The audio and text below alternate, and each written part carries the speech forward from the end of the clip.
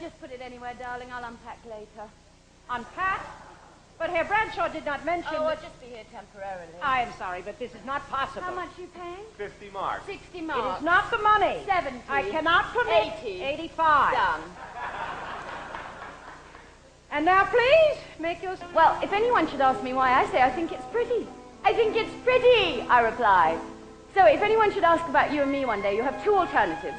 You can either say, oh, yes, it's true, we're living in delicious sin, or you can simply tell the truth and say,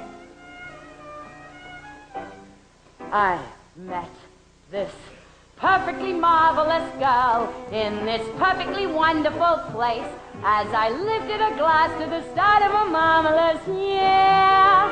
Before I knew it, she called on the phone, inviting. Next moment, I was no longer alone, but sad reciting some perfectly beautiful verse in my charming American style. How I dazzled her senses was truly no less than a crime. Now I've this perfectly marvelous girl in my perfectly beautiful room, and we're living together and having a marvelous time. Sally, I'm afraid this would not work out. You are much too distracting. Distracting? No, inspiring.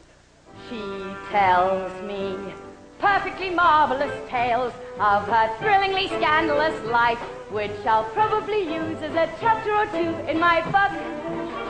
And since my stay in Berlin was to force creation, what luck to fall on a fabulous source of stimulation. And perfectly marvelous, too, is her perfect agreement to be just as still as a mouse while I'm giving my novel a whirl.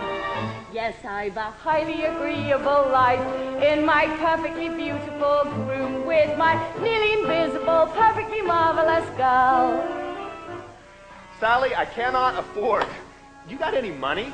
A few marks. 6. Oh, God. Please, Cliff. Just for a day or two, please.